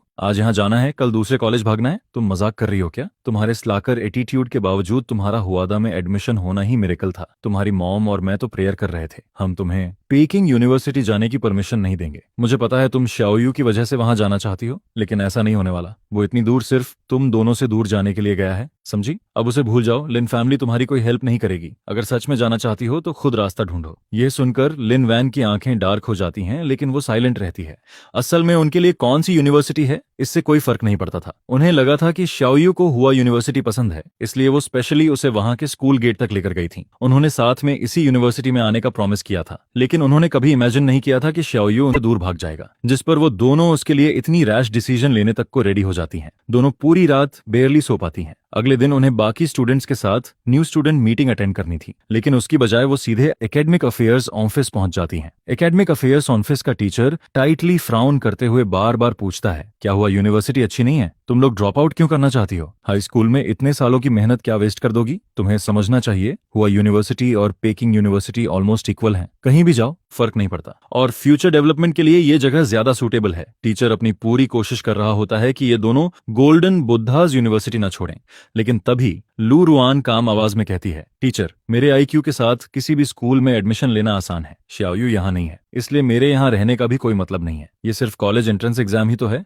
थोड़ा एफर्ट डालूंगी तो फिर क्लियर कर लूंगी। मैं श्याओयू से अलग नहीं रहना चाहती। ये सुनकर एकेडमिक अफेयर्स टीचर हेजिटेट करने लगता है। उसी समय बाहर खड़ा शिन्हा सारी बातें सुन रहा होता है। उसे लगा था कि अब जबकि हुआ यूनिवर्सिटी में सिर्फ वो तीनों बचे हैं और श्याओयू जा चुका है, तो अब उसका मौका आ चुका है। लेकिन उसने कभी इमेजिन नहीं किया था कि वो दोनों श्याओयू के लिए यूनिवर्सिटी तक छोड़ देंगी। जिस पर शिन्हा अंदर आकर ऑलमोस्ट बेगिंग टोन में कहता है, रुआन वानर, क्या तुम लोग ड्रॉप आउट मत करो ना? मैं तुम लोगों से अलग नहीं होना चाहता। प्लीज एक बार पीछे खड़े मुझे भी देख लो। क्या तुम लोगों को सिर्फ श्याओयू ही दिखाई देता है? मैं उससे किसी भी तरह कम नहीं हूँ। मैं तो तुम लोगों को उससे भी ज्यादा पसंद करता हूँ। यह सुनते ही दोनों की आंखों में वियर्डनेस और डिस्गस्ट और ज्यादा क्लियर होने लगता है। पूरा ऑफिस मौत जैसी साइलेंस में डूब जाता है। काफी देर बाद लू रुआन साइलेंस तोड़ते हुए बोलती है, शिन्हाओयू, तुम्हें याद है तुमने हमसे क्या प्रॉमिस किया था? जैसे ही ये वर्ड्स निकलते हैं, शिन्हा का दिल एकदम नीचे बैठ जाता है। वहीं लिनवान मुश्किल से अपना एंगर कंट्रोल करती है। वो उसे पकड़कर ऑफिस से बाहर खींच लेती है और अगले ही सेकंड एक पंच हवा चीरते हुए आता है। हालांकि वो पंच शिन्हा को नहीं लगता, बल्कि उसके बगल वाली वॉल पर जाकर लगता है, जिससे पेंट टूटकर नीचे गिरने लगता है। कुछ डैब्रिस सीधे शिन्हा पर गिरते हैं। फिर लिनवान कोल्ड आवाज में कहती है, शिन्हाओयू, हमने डील की थी कि तुम गु शियाओयू को जेलस करने के लिए हमारी मदद करोगे। तुमने प्रॉमिस किया था कि तुम कभी हमारे लिए फीलिंग्स डेवलप नहीं करोगे, इसलिए हमने तुम्हें चूज किया था। तुमने गारंटी दी थी कि तुम हमारी मदद करोगे शियाओयू को पाने में, लेकिन तुमने उल्टा हमें यूज करके शियाओयू को दूर भगा दिया और फिर खुद हमें कन्फेशन देने लगे। मैंने तुम्हें एक बार नहीं कई बार वार्निंग दी थी कि हमारे लिए फीलिंग्स मत डेवलप करना। अब इसका हिसाब कैसे सेटल होगा? दोनों एक एक सेंटेंस बोल रही होती हैं, लेकिन हर शब्द शिन्हा को जैसे क्रॉस पर नेल कर रहा होता है। ऐसा लग रहा था जैसे वो किसी अबनॉर्मल क्रिएचर की तरह उसके साथ डील करने वाली हो, जिस पर शिन्हा बुरी तरह पैनिक हो जाता है। उसके लिप्स अनकंट्रोलेबली कांपने लगते हैं, लेकिन वो एक कंप्लीट सेंटेंस तक नहीं बोल पाता। असल में इस दौरान शिन्हा उन स्वीट मोमेंट्स में इतना खो चुका था कि वो ओरिजिनल एग्रीमेंट तक भूल गया था। उसे अब भी वो पहला दिन याद था जब वो उनसे मिला था। उस वक्त उसे वो दोनों हेवनली बीइंग्स जैसी लगी थीं, और फिर शियाओयू बार बार उसे उनके कांटेक्ट में लेकर आता था, जिस पर शिन्हा अपनी आंखों से देखता रहा कि वो दोनों शियाओयू को कितना वैल्यू और लव करती हैं। धीरे धीरे उसके अंदर भी ग्रीड पैदा होने लगी। सिर्फ ये सोचकर ही शिन्हा एक्साइटेड हो जाता था। वो खुद शियाओयू बनना चाहता था, और इसी वजह से उसने एक बोल्ड डिसीजन लिया। शिन्हाओयू खुद उनके पास गया और कोलैबोरेशन डिस्कस की। प्लान ये था कि वो दोनों शिन्हाओ के साथ इंटेंशनली क्लोज बिहेव करेंगी, ताकि गु शियाओयू जेलस हो जाए, और बदले में शिन्हा उनकी मदद करेगा गु शियाओयू को परसू करने में। लेकिन उन्हें विश्वास दिलाने के लिए कि ये मेथड काम कर रहा है, शिन्हा ने सीक्रेटली वो लव लेटर्स फेंक दिए जो उन्होंने गु शियाओयू के लिए तैयार किए थे। फिर उसने हैंडराइटिंग कॉपी करके वो लेटर्स खुद के नाम लिख दिए, जिस पर जब गु शियाओयू को वो 2 लव लेटर्स मिले थे, उसके शॉक्ड और फ्लस्टर्ड एक्सप्रेशन को शिन्हा आज तक क्लियरली याद करता है। और एग्जैक्टली जैसा वो चाहते थे शियाओयू जेलस होकर उनके पास कॉन्फ्रंट करने आया था, इसलिए दोनों ने सच में बिलीव कर लिया कि उनका तरीका सक्सेसफुल है। उन्होंने फैसला किया था कि हुआ यूनिवर्सिटी ओपनिंग डे पर वो सारी बातें शियाओयू को एक्सप्लेन कर देंगी, लेकिन उन्होंने कभी एक्सपेक्ट नहीं किया था कि शियाओयू पहले ही उनसे पूरी तरह डिसअपॉइंटेड हो चुका होगा। यह सब याद करते हुए शिन्हा अचानक क्रेजी तरीके से हंसने लगता है। अगर लू रुआन और बाकी लोग उसे रिमाइंडर ना देते, तो शायद वो अब भी अपने खुद के वुवन ड्रीम में खोया रहता। अब दोनों की आंखों में सिर्फ इंडिफरेंट और इमोशनलेस कोल्डनेस दिखाई देती है। ऐसा लग रहा था जैसे उन्होंने जो काइंडनेस इतने समय तक उसे दिखाई थी, वो कभी एग्जिस्ट ही नहीं करती थी। जिस पर शिन्हा सबकॉन्शियसली अपने हाथ बढ़ाकर उन्हें टच करने की कोशिश करता है, लेकिन अगले ही सेकंड उसे बिना हेजिटेशन के रोक दिया जाता है। तुमने मुझसे झूठ बोला और गु शियाओयू को दूर जाने पर मजबूर किया, तो अब हमें ब्लेम मत करना। अगर तुम्हारी वजह ना होती तो गु शियाओयू हमें छोड़कर कभी नहीं जाता। क्या तुम वही इंसान नहीं हो जिसे अपने फ्यूचर की सबसे ज्यादा चिंता रहती थी? अब हम तुम्हारी सारी स्पॉन्सरशिप वापस ले रहे हैं, और तुमने पहले गु शियाओयू के साथ जो बलीन की थी, उसका हिसाब भी एक एक करके चुकाना पड़ेगा। यह सुनकर शिन्हा रोते हुए हंसने लगता है। उसकी आवाज ऑलमोस्ट बैठ चुकी होती है, लेकिन फिर भी वो जोर से चिल्लाकर दोनों की सिंपैथी जगाने की कोशिश करता है। लू रुआन, लिन वान, खुद को डिसीव मत करो। तुम दोनों के पास काउंटलेस चांसेस थे शाओयू को रोकने के लिए, लेकिन तुमने कुछ नहीं किया। तुमने खुद अपने हाथों से उसे दूर धक्का दिया। मैंने पहले ही कहा था वो तुमसे प्यार नहीं करता। जो इंसान तुम दोनों से सबसे ज्यादा प्यार करता है वो मैं हूँ, सिर्फ मैं। लेकिन दोनों की आंखों में अब सिर्फ इंडिफरेंस बची होती है। फिर लू रुआन कोल्ड आवाज में कहती है, शाओयू के दिल में अभी भी हमारे लिए फीलिंग्स हैं। इसके बाद दोनों बिना हेजिटेशन के शिन्हा को वहीं छोड़कर विड्रॉल प्रोसेस पूरा करने चली जाती हैं, जिस पर शिन्हा एम्बेरस होकर जमीन पर गिर पड़ता है। उसके अंदर पैनिक और फ्रस्ट्रेशन भर चुका होता है। सिर्फ फंडिंग कैंसिल होना ही उसके लिए काफी था, क्योंकि वो लग्जरी लाइफ का आदी हो चुका था। अब दोबारा गरीबी और मर्ड जैसी लाइफ में गिरना उसके लिए इम्पॉसिबल था, जिस पर शिन्हा कुछ देर तक रिग्रेट में डूबा रहता है। फिर वो जल्दी से उठता है और दोनों के दिए हुए बैंक कार्ड्स लेकर बैंक पहुंच जाता है। मुझे कैश विड्रॉ करना है, जितना ज्यादा हो सके। वो घबराहट में जल्दी जल्दी पासवर्ड एंटर करता है। उसके फिंगर्स इतनी बुरी तरह कांप रहे होते हैं कि उसे कई बार मिस्टेक हो जाती है। इस समय शायद सिर्फ ह्यूज अमाउंट ऑफ कैश ही उसके अनईजी मोड को काम कर सकता था, लेकिन तभी एटीएम पर वर्ड्स अपीयर होते हैं, your bank card has been frozen. यह देखते ही शिन्हा पूरी तरह पैनिक हो जाता है। फिर वो तुरंत दूसरी मशीन पर जाता है और खुद को समझाने की कोशिश करता है, जरूर मशीन खराब होगी, इतना जल्दी सब फ्रीज नहीं हो सकता। लेकिन वो चाहे जितनी मशीन्स बदलता है, हर जगह सेम मैसेज दिखाई देता है, जिस पर शिन्हा ऑलमोस्ट क्रेजी होकर बैंक कार्ड पकड़ते हुए मटर करने लगता है। फिर वो काउंटर पर कार्ड पटक कर जोर से चिल्लाता है, मुझे कैश दो, जितना पैसा है सब में निकाल दो। लेकिन बैंक टेलर काम आवाज में जवाब देता है, सॉरी सर, आपके दोनों बैंक कार्ड्स फ्रीज हो चुके हैं। यह सुनते ही शिन्हा के बॉडी से सारी ताकत निकल जाती है। वो मड की तरह जमीन पर कोलैप्स हो जाता है। अब उसे समझ आ जाता है कि सब कुछ खत्म हो चुका है। फिर वो दोनों बैंक कार्ड्स जमीन पर फेंक देता है। उसकी हालत ऑलमोस्ट होपलेस हो चुकी होती है। उसे खुद भी नहीं पता चलता कि वो वापस कैसे चलकर जा रहा है। इसी दौरान सामने कुछ नॉटी बच्चे फायरवर्क्स लेकर खेल रहे होते हैं। वो हंसते और मजाक करते हुए भाग रहे होते हैं। तभी उनमें से एक बच्चा बिना रास्ता देखे शिन्हा की लेग से टकरा जाता है। मुझे टच मत करो। लेकिन उसी समय उसके पीछे फायरवर्क फट जाता है, जिस पर स्पार्क उसकी क्लॉथ्स में आग लगा देता है और तभी उसके कपड़ों के अंदर छुपा एक रेड डॉट फ्लैशिंग करने लगता है। उधर उसी समय ब्लैक सूट पहना एक बॉडीगार्ड फोन पर व्हिस्पर करते हुए कहता है, मिस्टर गू, काम हो गया। मैं गारंटी देता हूँ कि अब शिन्हाओयू की लाइफ आसान नहीं होगी। गू फैमिली के फादर फ्रेंच विंडो के पास खड़े रिवर को देखते रहते हैं। फिर वो हल्का हम करते हैं। इधर शिन्हा काफी देर तक स्ट्रगल करता है। आखिर बड़ी मुश्किल से वो अपने पीछे लगी आग बुझा पाता है। फिर वो लिंप करते हुए हॉस्पिटल की तरफ बढ़ने लगता है। उसकी बैक पर जली हुई स्किन की बर्निंग पेन इतनी ज्यादा होती है कि वो पूरे बॉडी से स्वेट करने लगता है। शिन्हा का चेहरा पैल पड़ चुका होता है और कुछ ही कदम चलने के बाद वो सीधे बेहोश होकर गिर जाता है। कुछ समय बाद शिन्हा की आंख खुलती है, लेकिन उसका पूरा शरीर दर्द से भरा होता है, जिस पर नर्स उसे देखकर तुरंत कहती है, मिस्टर शिन, हमें आपके फोन में सेव्ड किसी कॉन्टैक्ट से कॉन्टैक्ट नहीं हो पा रहा। आपकी सर्जरी और हॉस्पिटल फीस तुरंत पे करनी होगी, वरना आगे ट्रीटमेंट कंटिन्यू नहीं हो पाएगा। यह सुनकर शिन्हा ट्रेम्बलिंग आवाज में फोन मिलाता है, प्लीज मेरी हेल्प करो, मैं हॉस्पिटल में हूँ, मेरे पास सर्जरी की फीस देने के लिए मनी नहीं है, बस इस बार मेरी हेल्प कर दो। मैं मानता हूँ मैंने पहले गलती की, लेकिन मैं शियाओयू की फीलिंग्स प्रिडिक्ट नहीं कर सकता था। तुम लोगों ने पहले ये मेथड ट्राई किया था ना, वो इफेक्टिव था, प्लीज मेरी हेल्प करो। वो बार बार बेगिंग वर्ड्स रिपीट करता रहता है। उसकी आवाज ऑलमोस्ट टूट चुकी होती है। काफी देर बाद दूसरी तरफ से लू रुआन फाइनली बोलती है, वैसे सोचूं तो लगता है मैं भूल गई थी कि तुमने शियाओयू के साथ पहले कितनी एक्सेसिव चीजें की थी। हमारे मेथड्स शायद बहुत सॉफ्ट थे, इसलिए तुम अभी भी सोच रहे हो कि तुम मुझे कॉल करके शियाओयू को हर्ट कर सकते हो। तुम्हें उसका 1000 गुना वापस चुकाना पड़ेगा। इसके बाद लू रुआन और लिन वैन ड्रॉप आउट करने के तुरंत बाद क्रैम स्कूल ज्वाइन कर लेती हैं। उसी दौरान किसी ने ऑनलाइन शिन्हा के सारे अफेयर्स एक्सपोज कर दिए, जिस पर काउंटलेस लोग डिस्गस्ट के साथ उसके बारे में बात करने लगते हैं। लेकिन इस समय शिन्हा हॉस्पिटल में पड़ा होता है, इसलिए उसे इन सब चीजों की कोई खबर नहीं होती। इधर लू रुआन को अपने ग्रेड्स पर पूरा कॉन्फिडेंस होता है। उसे लगता है कि बिना क्रैम स्कूल के भी वो रीटेक एग्जाम देकर पेकिंग यूनिवर्सिटी में आसानी से एडमिशन ले सकती है।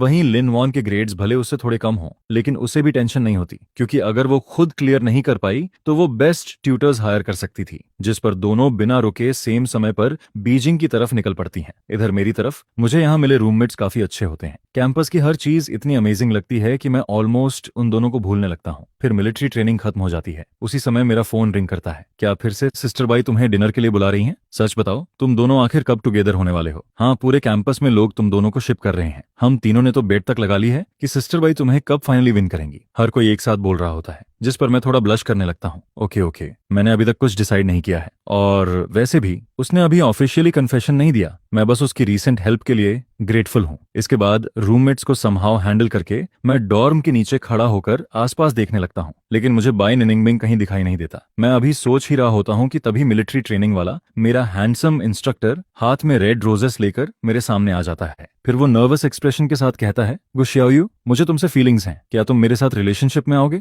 उधर बाय निंगबिन को कभी उम्मीद नहीं थी कि उसकी परफेक्टली प्लान्ड चैलेंजेस के बीच कोई सरप्राइजेस भी आ जाएगा। असल में वो मुझे पहली बार मिलने के बाद से इंटरेस्टिंग समझने लगा था, जिस पर मैं ऑकवर्ड होकर कहता हूँ, तुम बहुत अमेजिंग हो, शायद लोग बस तुम्हारी ग्रेटनेस से इम्प्रेस्ड हैं। मैं अभी हुई सिचुएशन के लिए रैंडम एक्सक्यूजेस बनाने लगता हूँ, लेकिन बाय निनिंगबिंग बस हल्का स्माइल करता है और कुछ एक्सप्लेन नहीं करता। इसके बाद जब मैं उसके साथ प्राइवेट रेस्टोरेंट की तरफ जा रहा होता हूँ, तभी रास्ते में मुझे दो ऐसे लोग दिखाई देते हैं जिन्हें मैं बिल्कुल नहीं देखना चाहता था। वो दोनों शॉक्ड होकर बाय निनिंगबिंग को देखती हैं। ये कौन है? असल में कभी किसी ने भी उन्हें ऐसा थ्रेट फील नहीं कराया था, यहाँ तक कि एक दूसरे ने भी नहीं। उन्हें हमेशा लगता था कि मैं आखिर में उनमें से किसी एक को चूज करूंगा, लेकिन मैंने उनमें से किसी को भी चूज नहीं किया, बल्कि मैंने किसी और को चुन लिया। जिस पर लू रुआन की गेज अनयूजुअली कोल्ड हो जाती है। वो बिना पीछे हटे सीधे बाई निनिंगबिंग की आंखों में देखती है। ये कौन है? यह सुनकर बाई निनिंगबिंग काम आवाज में जवाब देता है, अब ये तुम्हारा बिजनेस नहीं है, तुम्हें अभी शिन्हा के साथ नहीं होना चाहिए। इसी समय बाई निनिंगबिंग रीअश्योरिंग तरीके से मेरा हाथ पकड़ लेता है। उसकी वार्मथ मुझे स्ट्रेंथ देती है। फिर वो कामली कहता है, हम अब उसके साथ नहीं है, उसे उसका पनिशमेंट मिल चुका है, हम सब एक्सप्लेन कर सकते हैं। इसके बाद वो कुछ फोटोज दिखाते हैं। फोटोज में शिन्हा अपनी ओल्ड सेल्फ की शैडो जैसा दिखाई देता है। फिर पता चलता है कि उसने कुछ क्लासमेट्स को पैसे देकर क्राउड गैदर करवाया था ताकि वो लोग शाउट करें, से यस टू हिम,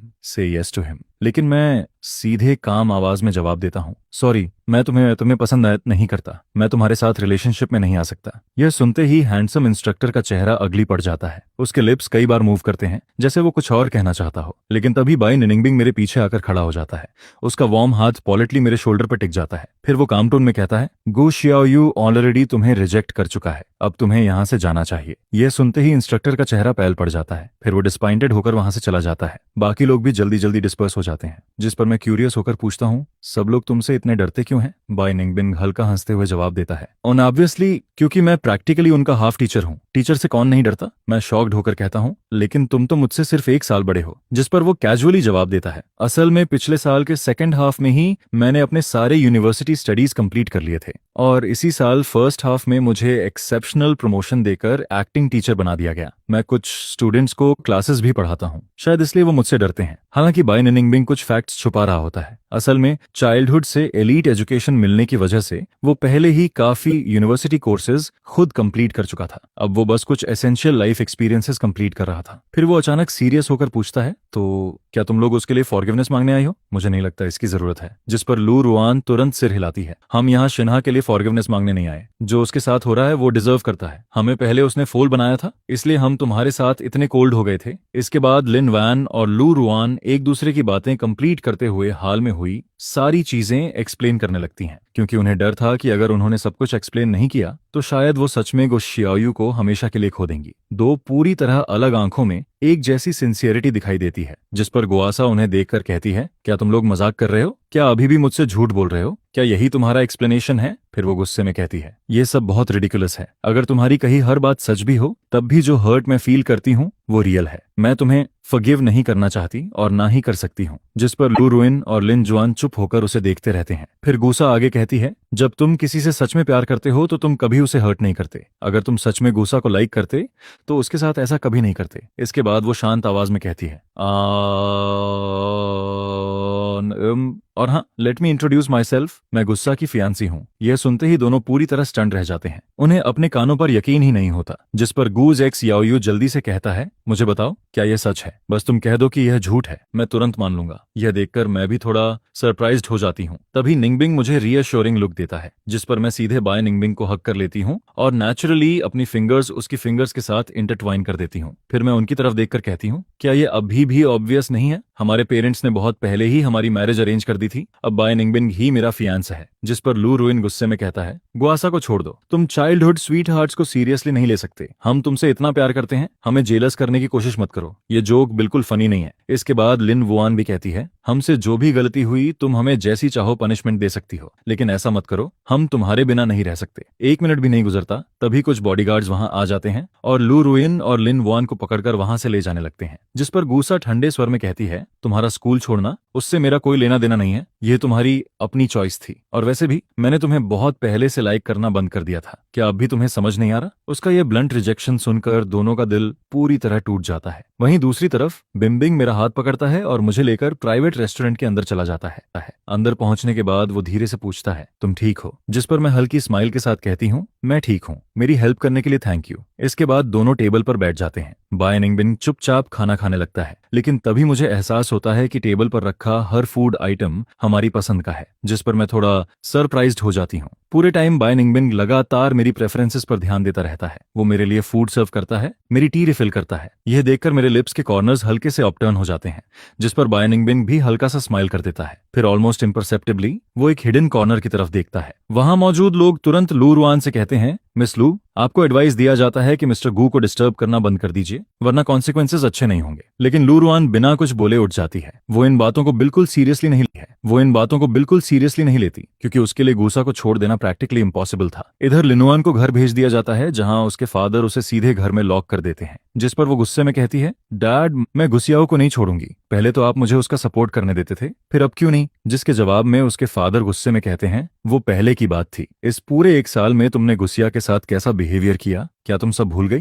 तुम्हारी मॉम और मैं न जाने कितनी बार गूस फैमिली के पास अपॉलॉजी मांगने गए। फिर वो और ज्यादा गुस्से में कहते हैं, एक बात थी कि तुमने गुस्सियाओ को डिसअपॉइंट किया, लेकिन शिन्हा के साथ इन्वॉल्व होने के बाद भी अब वापस लौटना चाहती हो। तुमने पूरी लिन फैमिली की रेपुटेशन खराब कर दी। यह सुनकर भी लिन बिल्कुल स्टबर्न बनी रहती है, जिस पर उसके फादर गुस्से में कहते हैं, लगता है मैंने और तुम्हारी मदर ने तुम्हें बहुत ज्यादा इंडल्ज कर दिया। आज से तुम घर पर रहोगी और प्रॉपरली स्टडी करोगी, तुम्हें बाहर जाने की परमिशन नहीं है। इतना बोलते बोलते लिन्स फादर का चेस्ट गुस्से से ऊपर नीचे होने लगता है। उसकी मदर जल्दी से उसकी बैक रब करने लगती है, लेकिन लिन फिर भी सिर झुकाने से मना कर देती है। फिर वो धीरे से कहती है, मॉम डैड, मुझे गुस्सिया से सच में सॉरी कहना है। मैं खुद ये सब हैंडल करूंगी। मैं उससे फॉरगिवनेस भी मांगूंगी, लेकिन मैं उसे कभी नहीं छोड़ूंगी। इसके बाद लू रुआन की मदद से लिन वैन एंसेस्ट्रल हॉल से भाग निकलती है। फिर दोनों लू हाउस पहुंचते हैं, जहां पूरा घर खाली पड़ा होता है। जमीन पर ढेर सारी चीजें बिखरी होती हैं, जिनमें उन तीनों की पुरानी मेमोरीज भरी होती हैं। वहां उनके चाइल्डहुड फोटोज पड़े गए होते हैं, जहां तीनों साथ खेलते दिखाई देते हैं। वहीं डायरीज भी रखी होती हैं,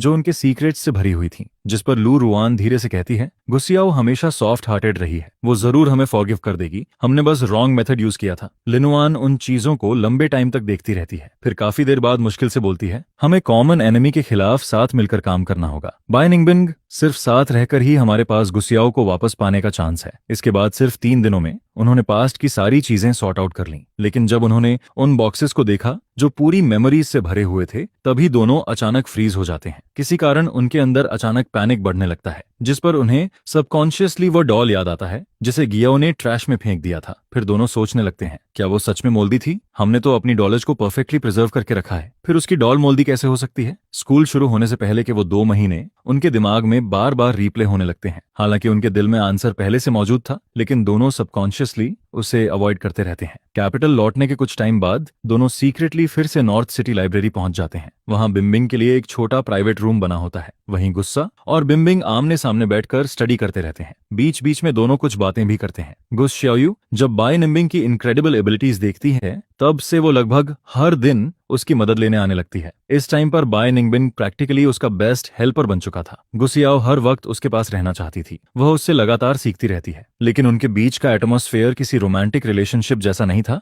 बल्कि टीचर और स्टूडेंट जैसा था। बाय निंगबिन को भी पहली बार कोई ऐसा मिला था जो उसकी थिंकिंग के साथ कीप अप कर सके, जिस पर वो नेचुरली अपना सारा नॉलेज उसे सिखाने लगता है। लेकिन यही सीन लू रुआन और लिन वैन की नजरों में उन्हें ऑलमोस्ट क्रेजी बना देता है। इसके बाद दोनों ने फ्लावर्स से बना एक लेगो कैसल तैयार किया। उस कैसल को लाइब्रेरी के बाहर सजाया गया। अंदर काउंटलेस गिफ्ट बॉक्सेस रखे गए थे, जिनमें उनकी पुरानी मेमोरीज भरी थीं। वहीं काउंटलेस ट्विंकलिंग कैंडल्स पूरे कैसल को और भी ड्रीमी बना रही थीं। लू रुआन और लिन वान दोनों केयरफुली ड्रेस होकर आती हैं। दोनों के ड्रेसेस की स्टाइल अलग थी, लेकिन अटेंशन टू डिटेल बिल्कुल सेम थी। दोनों हाथों में फ्लावर्स लिए नर्वस होकर वेट करती रहती हैं। लेकिन काफी देर गुजरने के बाद भी गुयो बाहर नहीं आती। कुछ स्टूडेंट्स अंदर जाकर गूसा को बुलाते हैं, लेकिन फिर भी वो बाहर नहीं आती। आखिरकार लिनो इंतजार नहीं कर पाती और ऊपर जोर से गूस शियावू का नाम पुकारती है। मैं अपना प्रॉमिस पूरा करने आई हूँ। पिछली बार तुम मेरी कन्फेशन नहीं सुन पाई थी, इस बार मैं इसे मिस नहीं होने दूंगी। यह सुनकर काफी स्टूडेंट्स बाहर निकल आते हैं और सब गियाओ को देखने लगते हैं। फिर वो जोर से कहती है, तुमने पहले कहा था कि तुम्हें हम दोनों में से किसी एक को चूज करना होगा। अब चूज करने का टाइम आ गया है। ऊपर खड़ी गुस्सियाओं, ये सब बिना किसी इमोशन के देखती रहती है। फिर वो सीधे पुलिस को कॉल कर देती है, फायर हैजर्ड और डिस्टर्बिंग द पीस की शिकायत करते हुए, जिस पर बाय निंगबिन भी स्कूल एडमिनिस्ट्रेशन टीचर को बुला लेता है और साथ में वाटर ट्रक भी मंगवा देता है। इसके बाद गुस्सिया नीचे आती है और दोनों के सामने खड़ी होकर कहती है, क्लास रियूनियन वाली रात ट्रूथ और डेयर याद है? मैंने कहा था कि स्कूल के फर्स्ट डे पर मैं 2 चीजें फेंक दूंगी। वो 2 चीजें तुम दोनों हो। चाहे कितनी बार भी दोबारा मौका मिले, मैं तुम दोनों में से किसी को भी चूज नहीं करूंगी। जैसे ही वो अपनी बात खत्म करती है, वाटर ट्रक वहां पहुंच जाता है। फिर अचानक पानी की तेज धारा कैंडलस पर गिरती है और सारी कैंडलस तुरंत बुझ जाती हैं, जिस पर लू रियूयान और लिन वान पूरी तरह भीग जाते हैं। उनकी केयरफुली प्रिपेयर्ड कन्फेशन पूरी तरह केओस में बदल जाती है। लू रियूयान के फोरहेड से लगातार पानी टपकता रहता है। उसका पैल फेस बहुत एम्बेरेसिंग लग रहा था। फिर वो कांपती आवाज में कहती है, गुआओ, आई एम सॉरी। हमने पहले जो किया वो गलत था, लेकिन क्या तुम मुझे एक और चांस दे सकती हो? मैंने तुम्हें इतने सालों से प्यार किया है। देखो, ये सारी चीजें प्रूफ हैं कि मैं तुमसे कितना प्यार करती हूँ। इतना क्रूअल मत बनो प्लीज। ये कहते हुए वो वन्नी पर बैठ जाती है और वही फेमिलियर हेरिटेज बॉक्स बाहर निकालती है। फिर कहती है,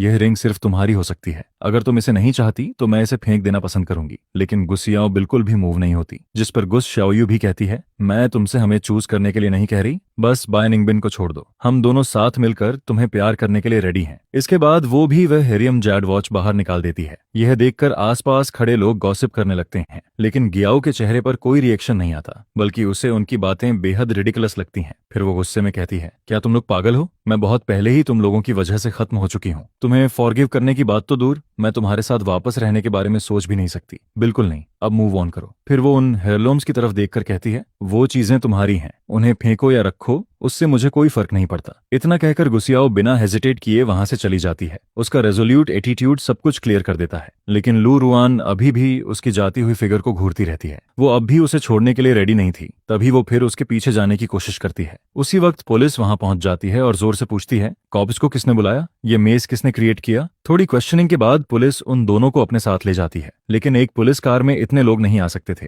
जिस पर गुसियाओ और बिनबियला और बिनबिंग खुद अपनी कार से पुलिस स्टेशन जाकर स्टेटमेंट देने के लिए रेडी हो जाते हैं। इसके बाद पूरा ग्रुप पुलिस स्टेशन की तरफ निकल जाता है, लेकिन तभी अचानक एक पुरानी मिनीवन तेज स्पीड में पुलिस कार की तरफ बढ़ने लगती है, जिस पर बिन निंगबिंग का ड्राइवर तुरंत सिचुएशन समझ जाता है। क्योंकि वो पहले स्पेशल फोर्सेस सोल्जर रह चुका था, इसलिए उसका रिएक्शन बेहद तेज था। वो स्किल्सली कार को मोड़कर साइड में निकाल देता है, लेकिन पुलिस कार इतनी लकी नहीं थी। हालांकि उसने भी मिनीवन से बचने के लिए टर्न लिया, लेकिन ऐसा लग रहा था जैसे वह वैन सीधे पुलिस कार को ही टारगेट कर रही हो। अगले ही पल मिनीवन पूरी ताकत से पुलिस कार के पीछे क्रैश कर जाती है और उस मिनीवन की ड्राइवर सीट पर बैठा इंसान कोई और नहीं बल्कि शिन्हा था। उसके चेहरे पर पूरी तरह मैडनेस दिखाई दे रहा था। वो चाहता था कि सब लोग इसका रिग्रेट करें, लेकिन उसने कभी इमेजिन भी नहीं किया था कि पुलिस कार के अंदर गुस शियाओयू नहीं थी, बल्कि अंदर लू रेन और लिन वैन बैठे हुए थे। उसने बिना किसी परवाह के सीधा अटैक कर दिया, जिस पर कार के अंदर मौजूद दोनों और ऑक्सिलरी पुलिस ऑफिसर बुरी तरह घायल होकर अनकॉन्शियस हो जाते हैं। कुछ दिन गुजरने के बाद आखिरकार लिन वान की आंख खुलती है। उस दिन बेहोश हो जाने की वजह से उसे सिर्फ माइनर इंजरीज आई थी। वहीं पुलिस लगातार उसकी प्रोटेक्शन कर रही थी। उसकी इंजरीज ज्यादा सीरियस नहीं थी,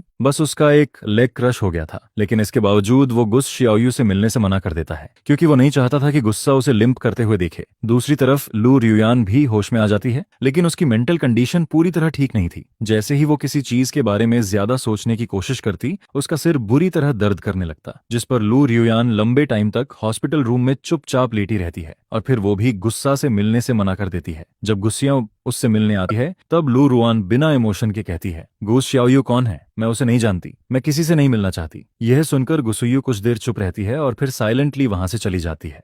असल में गुआओ खुद को थोड़ा गिल्टी फील कर रही थी, क्योंकि शिन्हा ने उन पर अटैक सिर्फ उसे बचाने की कोशिश में किया था, जिस पर गुस्सियो उनके लिए कंपेंसेशन छोड़ देती है और फिर वहां से चली जाती है। जैसे ही उसे पता चलता है कि गुस्सियाओ चली गई, लू रुआन हॉस्पिटल रूम में साइलेंटली टीयर्स शेड करने लगती है। असल में वो सिर्फ प्रिटेंड कर रही थी, उसे एमनीजिया नहीं हुआ था, लेकिन उसकी हालत लगभग एमनीजिया जैसी ही बन चुकी थी। क्योंकि जो इंसान हमेशा स्मार्ट रहा हो, जब वही प्रॉपर्ली सोच ना सके, तो वह प्रैक्टिकली ऐसा फूल बन जाता है जो किसी चीज के बारे में सोचना ही छोड़ देता है, और उसके लिए यह किसी टॉर्चर से कम नहीं था। इसके बाद दोनों कॉलेज एंट्रेंस एग्जाम मिस कर देते हैं, जिस पर अगले साल वो दोबारा एग्जाम देते हैं। इस बार लिन वान को पेइंग यूनिवर्सिटी में एडमिशन मिल जाता है, लेकिन लू रुआन सिर्फ बीजिंग की दूसरी यूनिवर्सिटी में ही एडमिशन ले पाती है। हालांकि यह भी लू रुआन की डेस्परेट एफर्ट्स का रिजल्ट था। स्कूल ओपनिंग वाले दिन लिन वैन फिर से एक सरप्राइज प्रिपेयर करती है, लेकिन उस दिन काफी सारे स्टूडेंट्स प्लेग्राउंड की तरफ भागते हुए जा रहे होते हैं। सब एक्साइटेड होकर कह रहे होते हैं वहां कुछ एक्साइटिंग हो रहा है, ऐसा लग रहा है जैसे किसी की शादी हो रही हो। यह सुनकर लिनवान रास्ते में एक स्टूडेंट को रोककर पूछती है, एक्सक्यूज मी, क्या तुम मुझे गुसिया को ढूंढने में हेल्प कर सकते हो? जिस पर वह स्टूडेंट सरप्राइज्ड होकर कहता है, तुम जरूर फ्रेशमैन हो, आज गांव यार सीनियर बिशु की शादी है, क्या तुम्हें पता नहीं था? फिर वो एक्साइटमेंट में आगे कहता है, senior Gu and senior B U दोनों सुपर अकॉम्प्लिश्ड हैं, उन्होंने बहुत सारे ग्रेड्स स्किप किए हैं, अब तो senior B U grade school में भी सेलेक्ट हो चुका है, शायद ग्रेजुएशन के बाद यहीं टीच भी करे। इसके बाद वो स्माइल करते हुए कहता है,